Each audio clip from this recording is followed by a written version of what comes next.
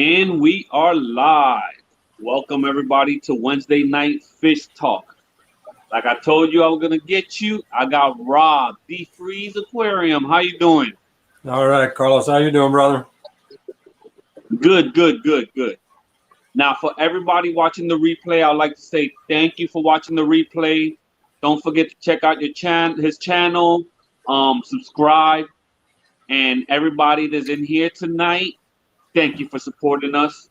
Now, Rob, I got to talk to you a few years back. Behind stage, you told me it's been 3 years since we actually met. Yep. You were just starting your channel. Yep. I was just starting my channel, and I think I just hit 100 or 500 subscribers, something like that. 100. 100 subscribers, and I did a giveaway. So Rob been with me since the first 100 people, and he ended up winning the giveaway. And if you look at the tank behind him, those are the ocean blue guppies he ended up winning, and he still has them. 3 years. Oh yes. But actually, I met you before. You only had double digits, I think, when I actually met you. Yes. Yes. I told you come check out the Fish Fam, and I started doing shout outs and stuff. Yep. Yeah, you've been supporting me for a long time. I've been supporting your channel since I met you, and I had to get you on here because I think you're a very underrated channel.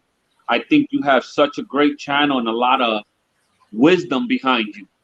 You know, and I see what you're doing, and I be watching and everything, and I know for a little while you haven't been making videos, but I'm kind of happy to start seeing you back again doing videos, because you do have some good material. Yeah, it was a while. I took some time out. I was getting burned out, and then the last, so it's been August, September, October, November. So probably the last year, it's been rough here. My girlfriend at the time was on her 3rd bout of cancer, and unfortunately, I lost her on my birthday this summer. Sorry to hear that. You know, that kind of took the wind out. But this tank was actually her tank. She wanted stuff set up with cardinals and neons and Rammies and stuff. So this was my dedication tank to her. So she got to see it in the beginning, but not what it's turned out. But, you know, it's my little piece. But, you know, life moves on. I jumped back in starting to make videos, and you know, I started to feel like I was having fun again. So it was good to come back. And then when you popped up and asked me for the message, I was like, hell yeah. Got quite a few of those. When I started seeing you doing a little bit more videos, I said, yes, I got to get Rob up here. No, I was on Susan, Fish Mom, SLC. She asked me to come on. I did a thing for her, and she actually used one of my sound bites for her videos. And then I did an impromptu live stream one Saturday night. I was sitting here bored. You know, you have a lot of time when you don't have anybody around. I think I was on with 4 or 5 people for probably 4 hours. It's actually funny because I want to say Aquarium Cop, may he rest in peace, was one of the people that were on there. And I came across somebody commented on an old video, and he was the last person to comment on it. It like blew my mind. And also, too, I don't know if you heard, but Rob 93's father-in-law passed away a few hours ago. Yes, I was kind of wondering, because he usually goes right before me and everything. So I kind of picked up something happened, but I didn't know that was there. So we got to send our prayers out there. Yeah, I mean, Aquarium Cop, he used to follow me too since the beginning, and the week that he passed away, he left a comment on one of my videos, and every time it pops up, I see his comment there, and you know, it's like, man, I never got to know him, but it was a sad thing to happen to anybody. And he was a loyal follower. He was a loyal fish keeper, and he really loved the hobby. You know, and it's for somebody that like never showed his face, but maybe once or twice, he still was like, I wanted to think of the word. He was like edgy, you know, he's just like off the cuff type stuff. I mean, it was probably 3 or 4 years ago. I was camping, and luckily I had internet, and it was me, Chris from Multi-Tank Addictions, Aquarium, or AC Cop, and Big Easy. It was 7:30 in the morning, and I'm laughing out in the woods like a madman. I mean, we were having such a good time with all 4 of our cameras up on the screen. Crazy. What is up, Cooper? IHSP. How you guys doing? How's everybody doing? Thank you for joining us. Cooper, I Hate Stupid People. How you doing? Muppet929, Jay Oliver, and everybody else in here. Thank you for joining us. Now, let's start getting into who you are. I wanted to bring you up here and kind of know a little bit more about you. So how long you actually been in the hobby now? Probably 30, 35 years. I actually got in the hobby back in mid-'80s, early '90s. I actually worked for a brick and mortar chain store that's still here today when they very first opened. And by luck, I worked, and at that time it was combined. It was fish, reptiles, gerbils, hamsters. So my job was taking care of the fish, and then, you know, like an injection, it took right over. And I took a little bit of hiatus when I had my kids, and took a few years off, and then somebody gave me a 55 tank and stand, and I went running. I haven't stopped back. I haven't stopped since. Now I think I have 1, 2, 3, 4, 5, 6, 7, 8 tanks, and I've got 3 out in the shed.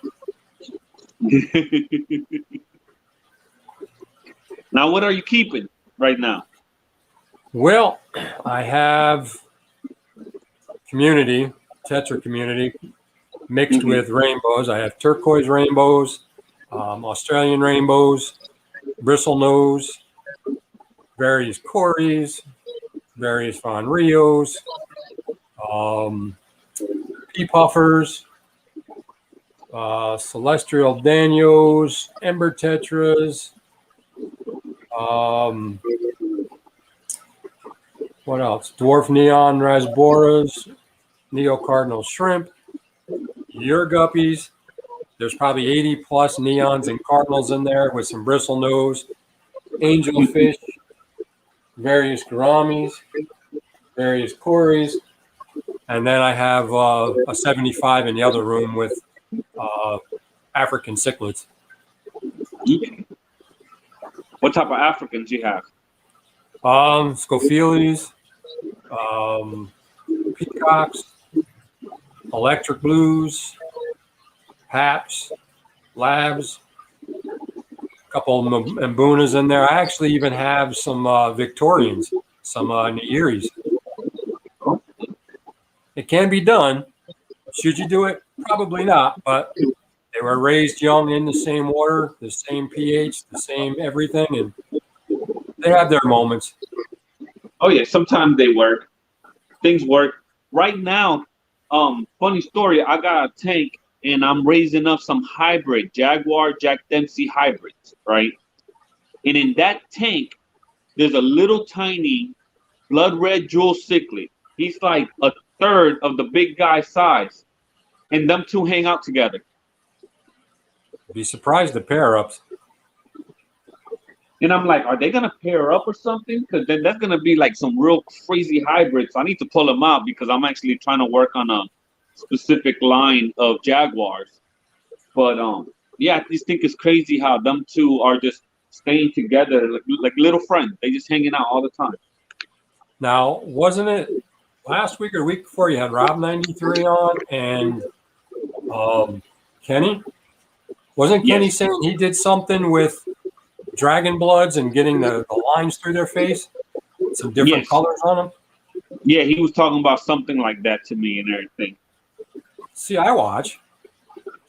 Oh, I know. I got to tell you, for everybody watching, if you haven't seen it and you're kind of new to the hobby and you really want a backstory, like when you go to PetSmart, Petco, local fish stores, and you see these fish. You have to go back and check out Carlos's video when he went to Florida, when he was at the fish farm. Gives you an idea of what goes on behind the scenes instead of just running in to the fish store, plopping money down. They've got to come from somewhere. Check that video. Yeah, a lot of people don't understand that vaccine of the whole industry.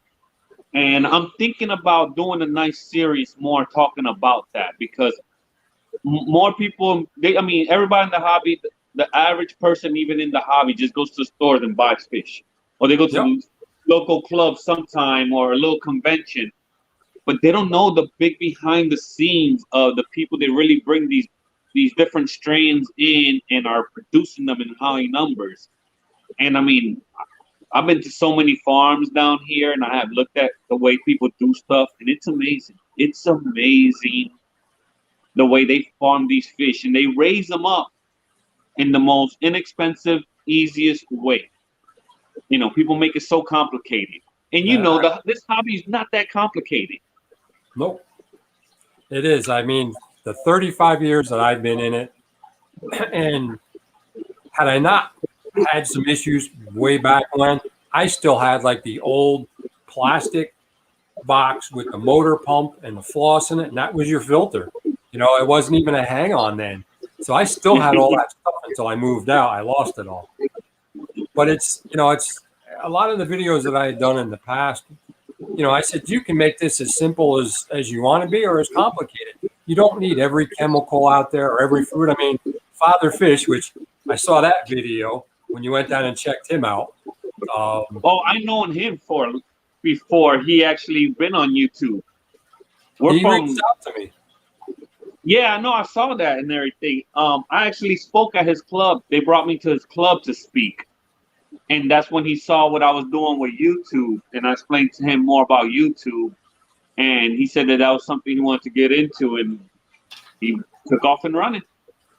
Yeah, and he did. He commented on the video, and he says, you're a lot like me. He says, we're old school. I said, I mentioned it in the video several years ago. I said, I am more of the fusion.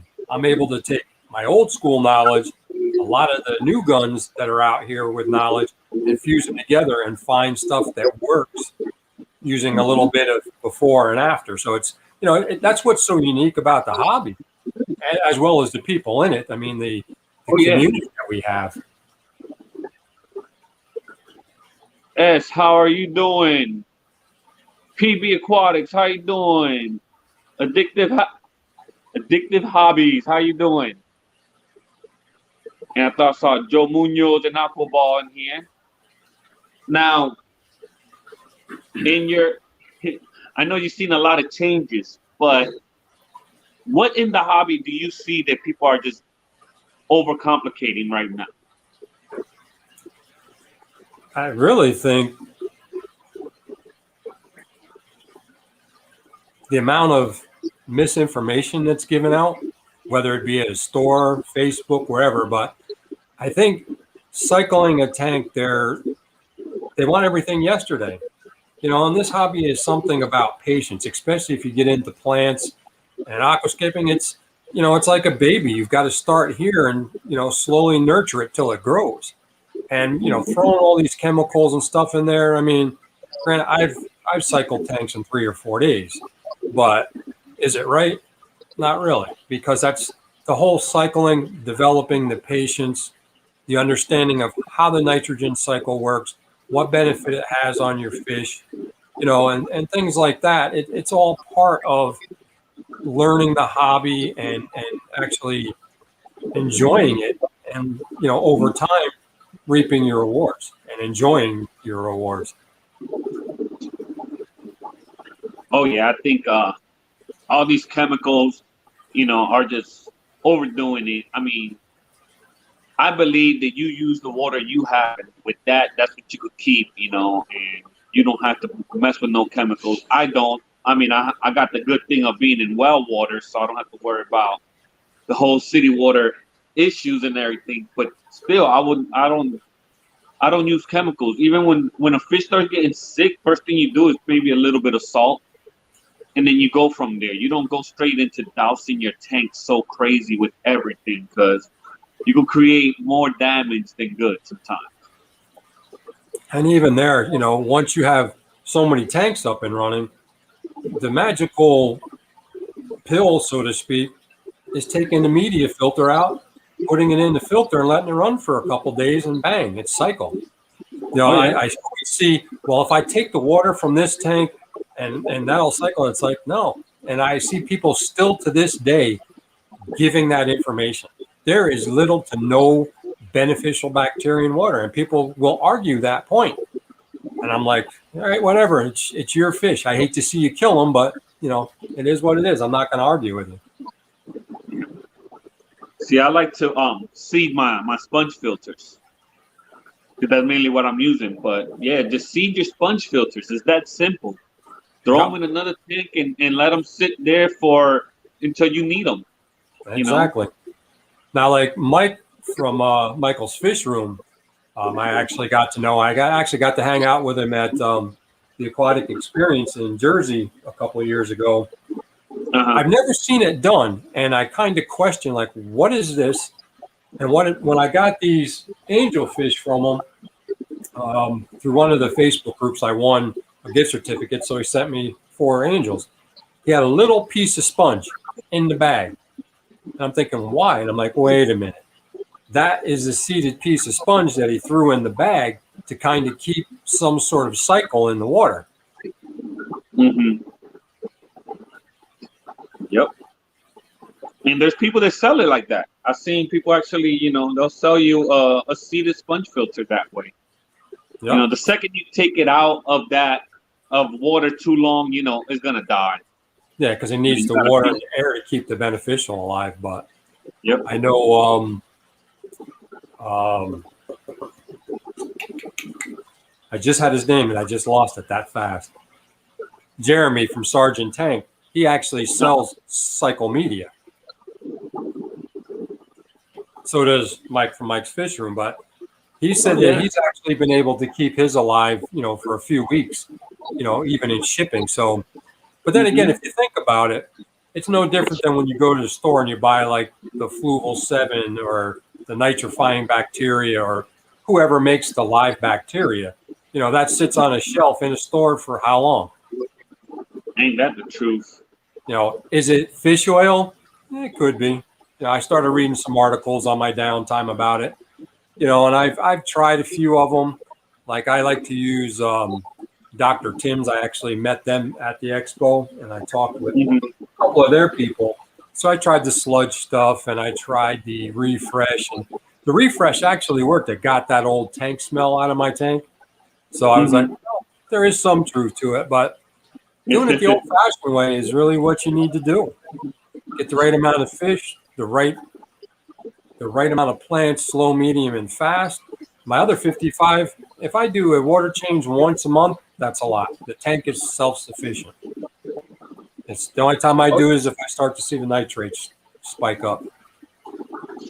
I got a 55 that I barely ever had to do water change. I just got to keep tapping up the water on it. That tank's been running for 7 years, I think now. It's been running forever. That was the first tank we got when me and my wife got this place. So yeah, it's been like 7, 8 years. And I'm talking about deep substrate. Got everything from snails to all your fish, and it just works in perfect harmony. It works out. It saves you from that old tank syndrome. And I think happy anniversary is in order for you too. Wasn't your anniversary this like last week or two? No, about a month ago, month and a half ago. Now, if she's watching and she saw you think, you're getting your butt kicked when you go off camera. No, I know. I don't forget our anniversary. She knows that. I got a good one at home, so I'm blessed. I'm very thankful. So, what's in your future? Anything new you want to keep? I know you kept so many fish in your life. Anything new that's catching your eye? Oh, outside of the neons, the pearl danios, the dwarf rasboras, I kind of like the nano fish now. So I think hopefully here in the next 3 months, 4 months, sooner than later, I hope I'll be packing or weighing anchor and sailing down to North Carolina. And I'm trying to find a place, like there's a few I saw with garages, and I was like, perfect. My own fish room. They already had water in there, the whole 9 yards. So I want to continue to expand my nanos. And then I think I was watching Jason from Jadron Aquatics talking about the rainbow fish. And I've got some beautiful rainbows, Australians and turquoise that I'm thinking that, that might be something I want to breed once I get rid of my cichlids, because I'm pretty much done with those guys, unfortunately.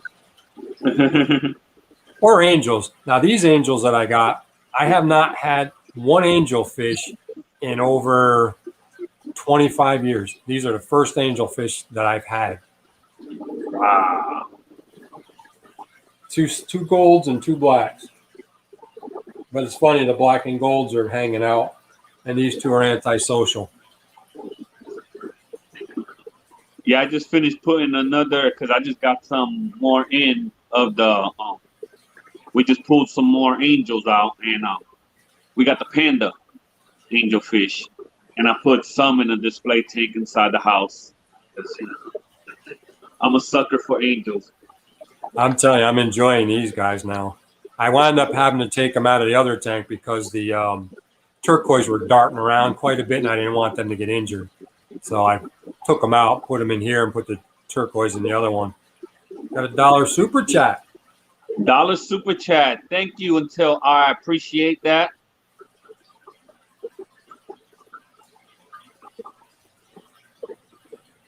Now, rainbows, you getting tired of the cichlids? Are you gonna continue with angels? You gonna get some more angels, or just those? No, actually, seeing these guys, I was given a girl that I worked with, like I said off camera, that she just moved down to Florida, just outside of Kissimmee, and she gave me her 36-gallon bow front. So I'm like, how apropos is this? I've never had a bow front tank. So I got a 36 with a stand. I haven't had angels in 20 plus years. I'm like, perfect match. I'm gonna escape that, and I'm probably gonna put them in there and put some slate in there and see if I can't breed some. Okay. Gotta do something. So you say you coming down south? You're gonna move? Yeah. That's almost a guaranteed you're gonna come down here? Come hell or high water. I was supposed to have been in Greensboro. When I worked for AT&T Wireless, I had put in to go down, because I actually had gone down twice for the company to train some of their customer service reps. And they kept saying, man, you got to come down here. We could hang out. We'll go to the track. We can do this after work. And these people only knew me 2 weeks. And I was like, yeah, sounds good, And when I submitted my paperwork, it disappeared. Just as I made my mind up to leave AT&T and move north where I'm at now, well, a little bit further north than what I am now, they came to me and said, oh, we heard you want to go to Greensboro. I'm like, that ship sailed. I said, as a matter of fact, I was coming to you this morning to tell you I'm leaving and give me my 2 weeks notice. So I thought about it, and I was like, I was really in love with the area, not so much the city, but the outskirts. And a few of my friends from up here, Maine and whatnot, New England, moved down there. So my new girlfriend and I, she's got family in Georgia. So I was like, we'll flip a coin. I really don't care. I just want to get out of this cold weather. I want to be in an area where I can ride my motorcycle a lot more than I do now. So definitely south. I don't know if I wanted to go as far south as Florida, but stranger things have happened. It gets cold up there in the Carolinas too. Yeah. Well, I told her, I said, I want to make sure I cross the Mason-Dixon. So the average temperature outside of Greensboro, I think December and January were the worst, and they were like just above freezing. I was like, wood stove, romantic night, TV, fish tanks, call it good. Total Tropics, how y'all doing? Checking in from Australia. Thank you. I appreciate it. I almost moved to Australia. You almost ended up in Australia. It's going to be down under for you too, huh? Crikeys. I had met a girl on an app, and we had been talking. We went on to Google Earth, and we showed each other where we grew up in the streets. And, you know, I showed her my neighborhood, and, you know, with the Google Maps, you can go down the street and stuff. And we had talked probably for a year or two. And she says, I'd love to come to the States, but I'm so used to being here down under. She says, why don't you move down here with me? I was like, I got nothing up here anymore. And I thought about it long and hard. Oh, man. My Imagine place going I want to be out there. I want to be in Hawaii. That's kind of where I felt at home. I knew things that a lot of the blue bloods and stuff didn't know about the island. I felt things. So that's kind of where I wanted to go, but the cost of living out there is outrageous. Oh, yeah. But just imagine Nothing the fish. said, just sub. Thank you. I appreciate it. And Rob, appreciate it. For whoever you sub to, an addictive hobby, thank you. If you're subbing to him, I still appreciate it. Doesn't matter to me. Me too. Hey, thank you. I mean, that's I promote. That was my big videos back when we first got to know each other, was my shout outs. And you were the only person doing something like that, because what made me open up my platform and start doing the live stream was to open up my platform to other great channels to help them to grow and get them some type of recognition. And some of them have been taken off, some have been still, you know, steady, but I still help everybody out. And, you know, I really, I just love it. You know, I look at this as me documenting the crazy stuff that I do with fish. That's kind of what my whole YouTube thing was about, was promoting channels. I didn't care if you had 1 million subscribers or you had 5. Now, I've watched people surpass me with rocket motors, you know. Susan from SLC Aquatics, she says, I don't know how you do it. Because she was in one of my live streams way back when. Mm-hmm. She was typing in the comments. I said, just turn the camera on, be you, and just have fun. That's all it takes. It doesn't have to be nail biting. It doesn't have to be polished. Me personally, when I look at videos or I go to live streams or I watch, I look at the person that's down to earth and that's real. They're not trying to sell you something, hiding it under the guise of being friendly or whatever, which is all well and good. I understand you have a business, you need to make money. I accept that expectation, but I'm a straight shooter. I don't believe in BS in people. I'm going to tell you, and there's a guy I watch on the electronic side through APKs and stuff, and he says, if it's shat, I'll tell you it's shat. And, that's kind of how I am, Mm-hmm. Like I had a penguin filter on here, 350. When I first started using it, I was like, it's not too bad. I didn't have the issues with the wheels or anything. And then once I started seasoning it, I'm sorry, but that was a piece of garbage. I took it off. It sits over on the floor. Now I have a Aquaclear 110 on. The fact that it was feeding over the top, thank you, Addictive Hobbies.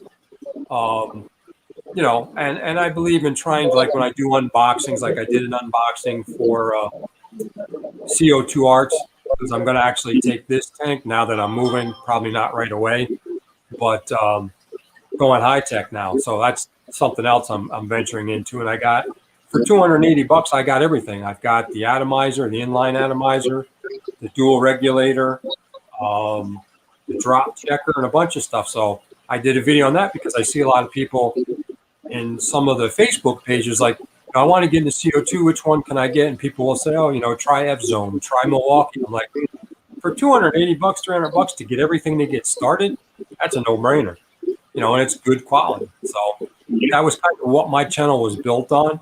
Like even when I go back to, I think it was 2007 when I first started, it was Racing 1278, and it was motorcycle rallies, cell phone reviews, cell phone network reviews, digital cameras, and that's what I did for a few years. Then I got into, when we met, into starting to do videos for fish tanks. Then it was Racing's Natural Aquariums. Yep. So I got talking with John from KG Tropicals. We actually hung out at the Aquatic Experience. I love the guy. Him and Lisa are great. They were great friends of mine and Tracy. And he's like, dude, he says, why racing? He says, you have a fish channel. He says, you need to come up with a better name. You need to revamp and do this. So he kind of came up with, to get away from racing's natural aquariums, he's like, don't go with aquariums. Everybody uses aquariums, or get away from aquatics. So it wound up DeFreese Aquatics, or DeFreese Aquariums. So I was like, yeah, I like that. Then he started helping me with some odds and ends stuff, like fancier thumbnails and things. So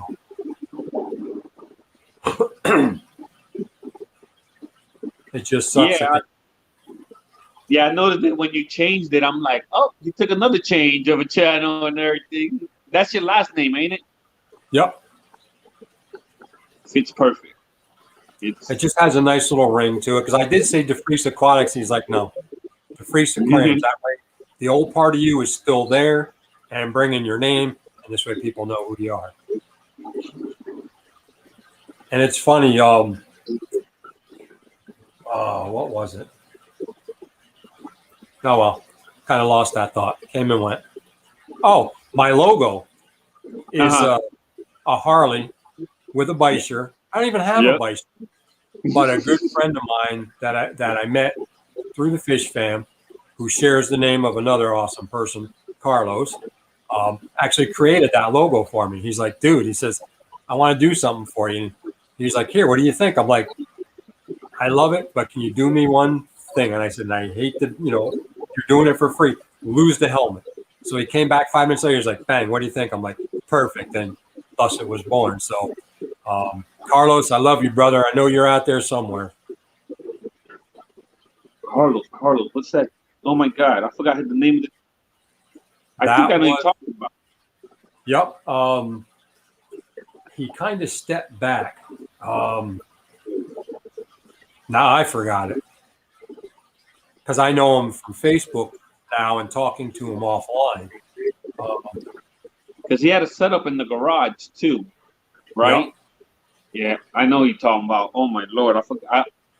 After we finish the live stream, the name will come to my head. Mm-hmm. That's always the case. It'll hit me at 2 o'clock in the morning. Oh yeah. What was his name? Now the 30 years you've been in the hobby, is there a fish that came and is gone and you wish was still in the hobby? Is there anything that you've seen in the hobby just not here no more, or you don't see that often? Well, the one that I had fell in love with, probably one of the first fish I fell in love with when I worked for Petco. That was the store I worked for in Jersey. Brand new store. Didn't know anything about the fish. And this is what sucks. For a lot of you younger folks, the information right here between us, between the Fish Fam, Google, YouTube, it's right there. Back then, we kind of learned a lot on our own. So I'm starting to see it, not as much, but the ghost knife. That to me was the most honest, beautiful fish, and I had to have one. And, I had it. It lasted maybe a year. But, of course, we didn't know anything about it then. I mean, cichlids back then, Jack Dempsey's, Oscars, and convicts. That's what we had. So you young folks, you have no idea how good you have it now. Oh, yeah. It was hard to get fish. And I know I did a live stream one time talking about the history of fish keeping and how tough it was for them to move these fish and to actually get them into new countries, and then for them to figure out how to breed them in captivity, to be the first one to do that and get them going in the hobby. Wasn't that easy. And talking to some of the older guys in some of my fish clubs, they used to tell me that the only way they used to get information was with newsletters. They used to share a monthly newsletter. Yep. It's crazy. I mean, if you stop and think back, we were kind of the beginning of the internet. So our monochrome screen was, it was hard to find a group. I think AOL was kind of what helped us towards the getting away from the the green screen and stuff, the monochrome screens. I think that's when I started to really learn more, because with AOL, you had the wrestling forums, you had fish and stuff, and that still wasn't big. I mean, when I went back in the late 80s, you click on wrestling and Hulk Hogan was there and everybody else. And I'm like, where's the fish? What's up, brother? I'm going to lay this smack down on you. Now, were you into the magazines too? Because I know there was several hobby magazines. Do you still have some? Or you still get them? Well, I was this one, but there was one before this I used to get. And then I have a bunch of books. I actually found old books that I lost for sale locally, $5 a year, found some on eBay. And, a lot of people don't realize that, you can Google it, but you also run the risk of not getting correct information. So I did a video years ago about books, and I had 5 or 6 books in my hands that I got. Actually, I think I had a bunch behind the camera. There's a lot of information that's still very relevant today. Oh, yeah. A lot of those books, those guys documenting what they did with the fish, and a lot of them were some of the first ones to do major stuff with their tanks. And there's a lot of good information still out there in books. I know the guys out here in Florida, they still trade old newsletters. That was showing me one time some guy brought to the club meeting a box full of old newsletters, and he had some that were from the American Cichlid Association. These things were like 30 years old. Wow. And it was articles of different breeders talking about these new fish that they got and how they were breeding these new cichlids and everything. And they found a new peacock and everything, and the articles talk about the new fish that they just recently found from Africa, and they're bringing into the States. You know who would love that? King and Queen Cichlid, Scott. He'd love that because he's ACA here in the Northeast. But yeah, fishing magazines. This one, I won a year subscription from Aqueon through Facebook. So I finally got back into it. So now I decided, you know what? They tell you, with your credit cards, if you don't use them in so long, they cancel, it hurts your credit. I'm like, so I came across Groupon, and I got this for a year for $19. So I went in, I bought it, used a credit card, paid it right off. So there's nothing on the card. And I got back into mag. So, up here in the North, it gets crappy and cold. There's not too much to do between magazines, order changes, and Call of Duty. Still in that Call of Duty? Oh, yeah. Keeps that hand-eye coordination going and not overflowing the tanks because I can turn the valve off quick. Oh, man. Now, what was your favorite fish to breed in the time you've been in the hobby? Which one was the most amazing one that you feel like that was the best one for you? It was sad because when they were breeding was back in the 90s, and it was mollies. Ironically, what you're breeding now. Oh, yeah. But that was my first fish, my first experience breeding fish, or mollies. I think when I started having Mbunas and labs and haps and stuff here over the last 4 years, I was kind of excited about that. But then I realized I'm running a brothel in my fish tank. They actually have more babies than the guppies I got from you. And I've had quite a few guppies. Wondering which state I am located? Yo, I'm from New York, upstate. A lot of people say you're from New York, and they're like, well, you don't sound like you're from New York. I'm like, where do I sound like I'm from? Oh, you sound like you're from the South. I'm like, y'all don't sound like I'm from the South. And I'm like, I used to get it when I worked for AT&T because I used to handle a lot of phone calls, and they'd say, how do you know the area? I was cheating. I didn't even have Google Maps. I used an atlas, and I would look at where they were and talk about the points in their area. So they had no idea. So they're like, well, you're from the city? I'm like, I'm from New York. They're like, but you don't sound it. I said, what, is everybody supposed to sound like this? Do I need to take the to the East River and put some concrete shoes and throw your ass in the water. Is that what you guys think? Cabiche? You gotta sound like Uncle Vinny. Yeah, you know, those two youths. Did you say youths?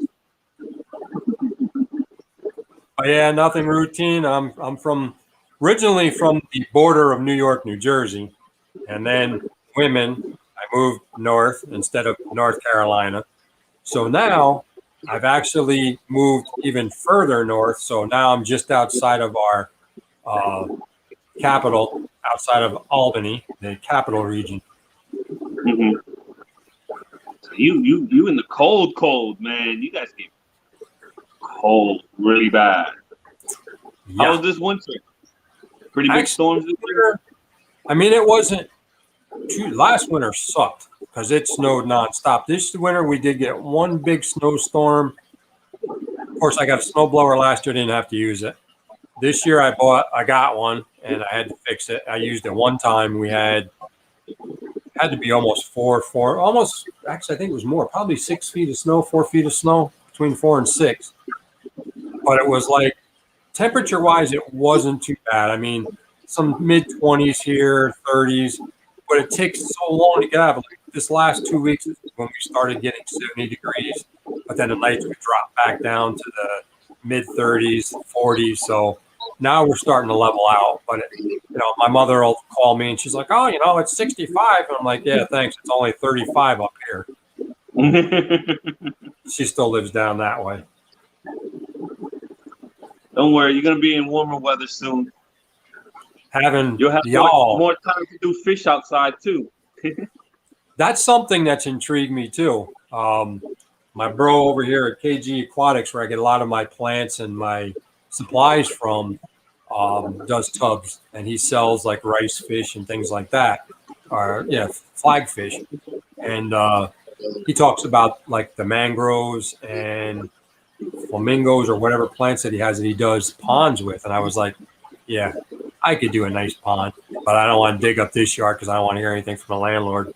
Yeah, I understand that. Take those guppies and put them outside in the pond with a net to keep the birds from eating them. Oh man, those guppies would go crazy outside. I like doing live bears outside.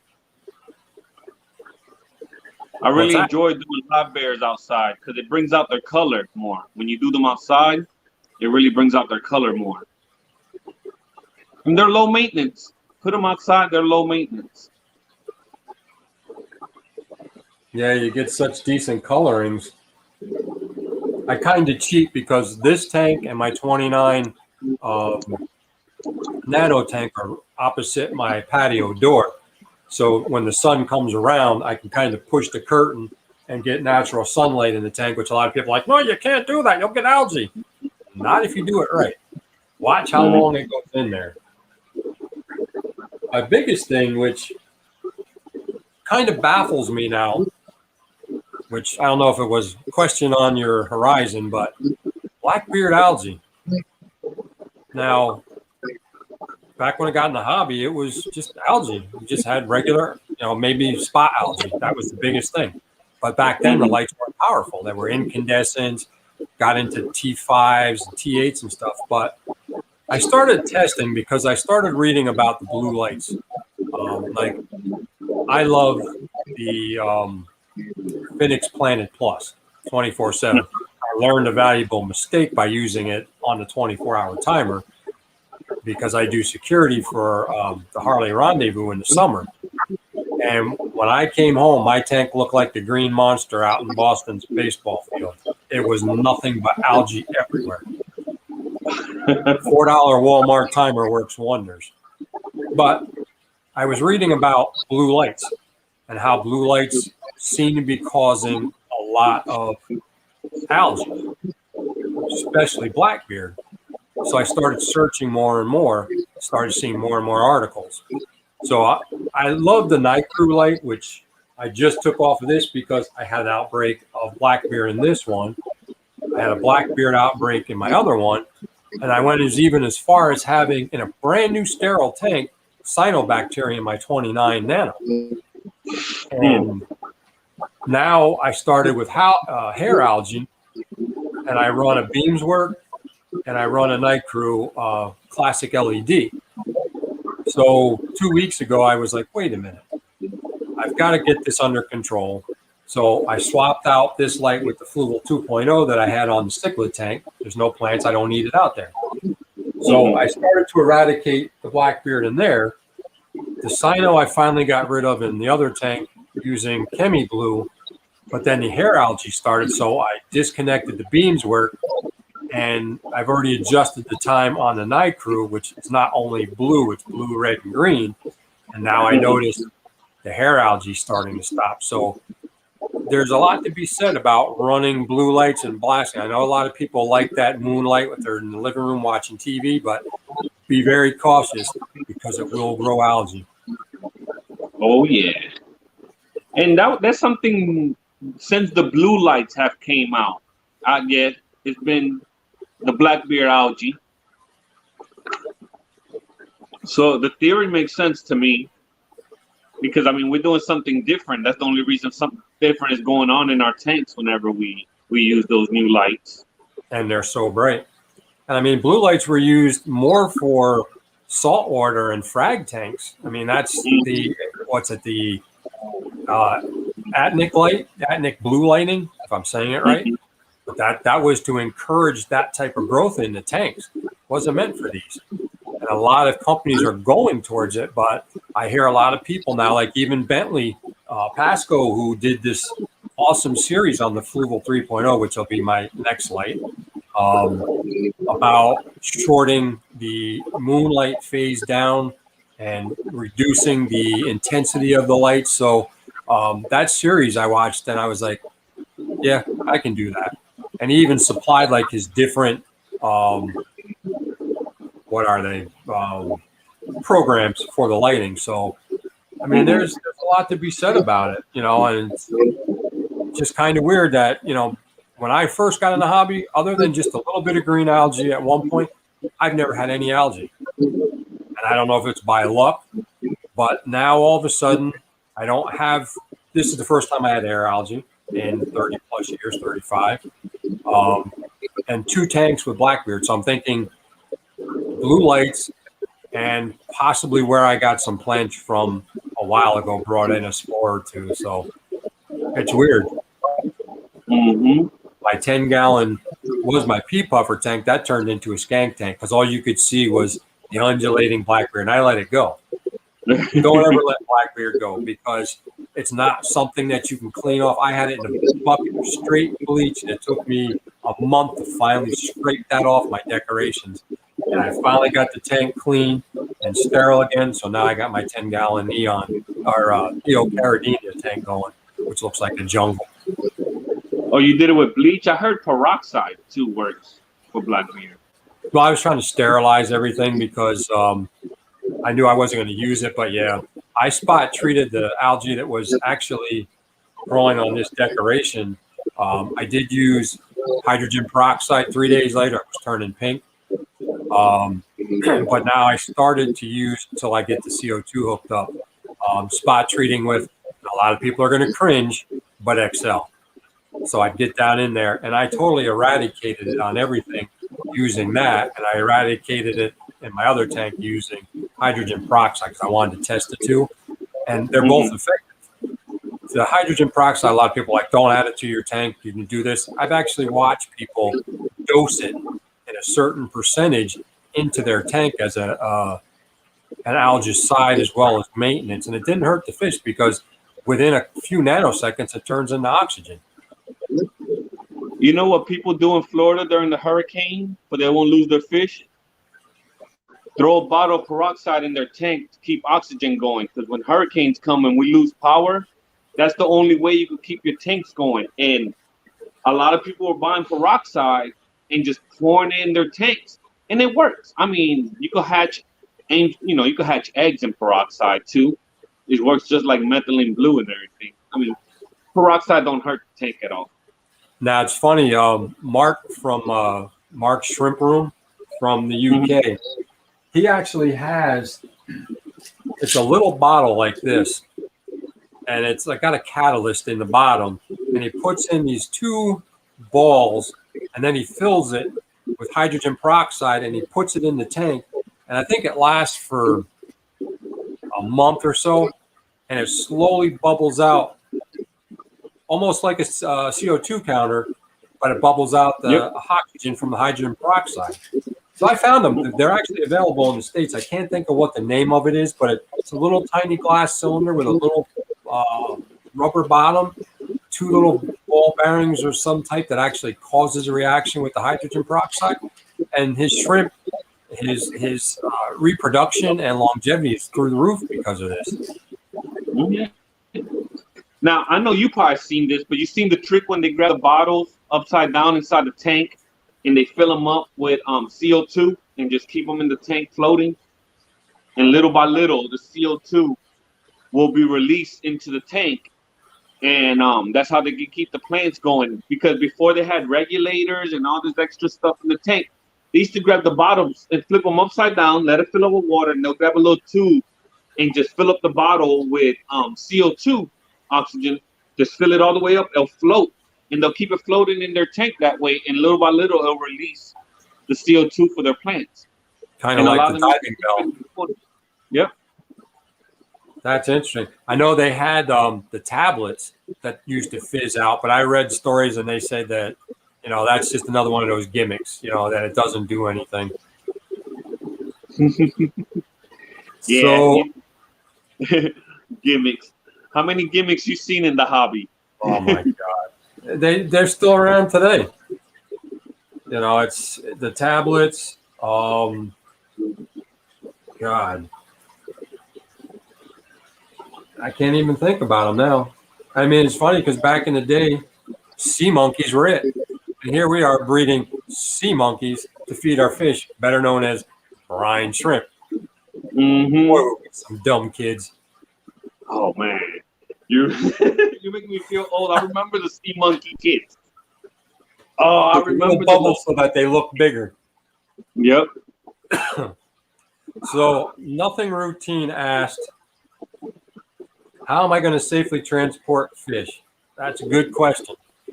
When I moved to this place, and luckily it was just across town, I drained everything but an inch out of my 55-gallon, my 10-gallon, and I manhandled them. I didn't even take the fish out. And believe it or not, the guy who was working with me, we had to go 3 flights of stairs. And he slipped, and I heard slosh. I'm like, oh, there goes all my neons. There goes this fish, that fish. I did not. The water was murky, but I never lost one fish. I put it on the tailgate of my truck on a moving blanket. It was 25 degrees out because I moved at the end of December.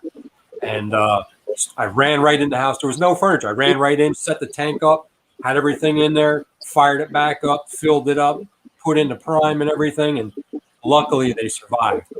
Now, to answer your question, Nothing, I think cichlid-wise, I'm going to probably sell them all off and just break the whole tank down. Now, what I'm probably going to do with all these fish, because I hate to lose my 90-plus, 80 to 90-plus neons. Some of these guys in here are 3-4 years old. And is the favorite of my fish is my neons. I'm basically going to do it the right way. I was going to move the tanks the same way, but that's a lot of drive and stop and go. So if you think about it, like I said, you go back and watch Carlos's video on fish farms, how they ship it.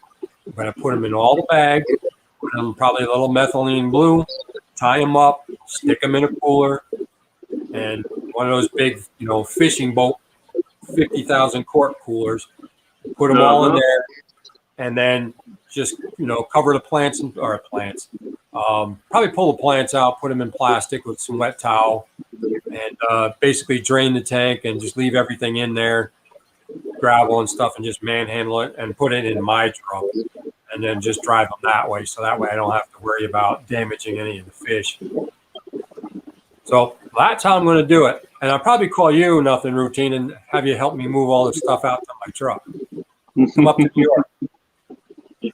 Now, on another note, on another point on that too, guys, don't forget, there's a certain way you're supposed to treat your fish before you move it. I know but you want to make sure your fish are healthy, so you're feeding them good. and then And stop. 2 days before you move, stop feeding them. 2 days before you're gonna bag them up and they're gonna take a long shipment, don't feed them. But if they're a healthy fish, they'll survive a week without eating. They'll be fine. You know, you just got to make sure they're super healthy, Clear feed their them system. well. Yep. And then 2 days before you start moving them, yep, don't feed them, and they'll work for you. You know what you're doing, Rob. So If not, I pretend.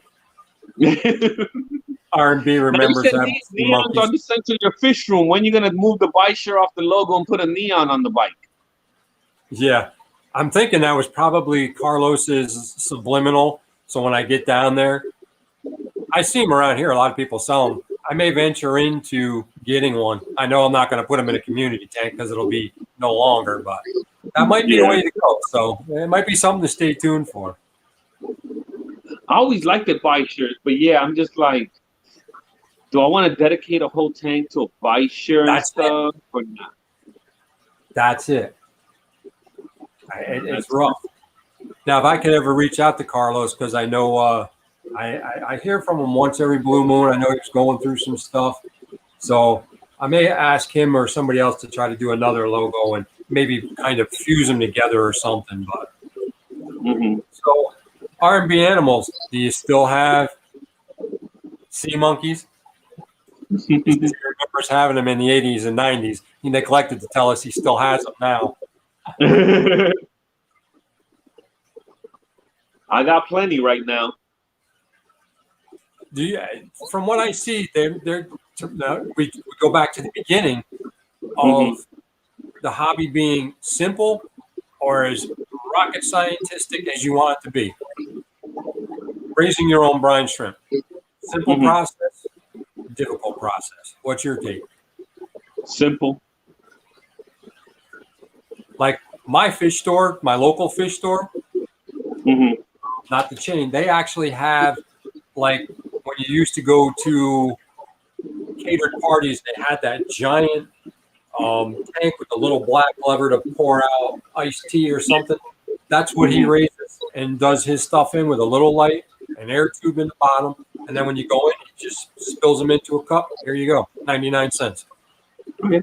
Doing it in what, a 10-gallon? No, I'm actually doing it in a more simpler way where I don't even need an airline. I'm using the little round Black hatch kit. It's all black with a little hole in the middle. You just set up the salt water and it has the little basket. But I just used a small little baster so I could feed, all my fry with that. But yeah, it's a simple way. I keep it on top of one of my tanks. The light just hits it, and that's it. Every couple of days, change the water on it. Now, Father Fish just put a video out last week. He did it in a rubber boot. No light, no hose, just a rubber boot, decapsulated brine, and he had thousands. Yeah. I think R&B is telling stories. He said he doesn't have many more. Now, I mean, I see a lot of stores, a lot of local stores, mom and pops will still have a 10 or 5 gallon set up with brine shrimp, and they'll scoop you up a net full of them for a couple bucks, and there you go. Yeah, and it's a good source of food. I think it's a good source of food for your fish, especially when you're trying to grow them out. I need them for my puffers because they don't eat flake foods and stuff. I tried bites with some I had years ago. 1 or 2 hit them, and after that, they weren't interested. So I kind of take the snails that I get in my tanks, throw them in there, my live bloodworms or blackworms. But I can't justify 99 cents, $2, whatever, when I can raise it myself. Something simplistic and just throw them in there. So. Oh yeah. Yeah, I'm already looking into trying to do it in a bigger container soon. So I might be doing a 5 or 10 gallon pretty soon of brine shrimp and just keep it running. Just keep it running. I'm a big fan of live food. Some people aren't, some people are.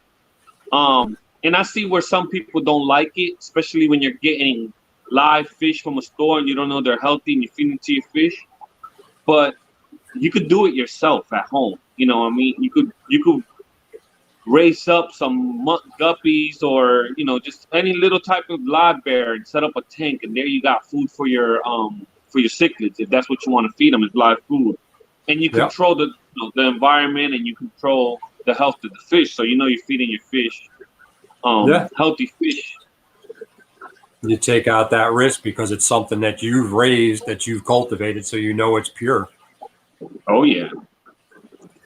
Well, Rob, man, we hit that 1 hour mark. I really don't like to keep people longer than an hour, but man, that went quick. I looked at it, was 5 of them. I was like, wow. It was fun. Man, I appreciate it, man. I really do. I really like seeing you back up and doing videos and getting out there again with your videos, because you do have some good material. Angel video coming out shortly. Oh, yes. Well, everybody, thank you for joining us tonight. I really had a blast, and I really enjoyed that you guys been able to sit here and just watch me and Rob just talk for a whole an hour and get to just get fish geek for an hour almost, right? Nothing routine. Love the stream. Thank you. I appreciate it. So again, Rob, talking to you again. Thank you, everybody, for joining us. And like always, tell a friend to tell a friend to tell a friend. Y'all have a blessed night.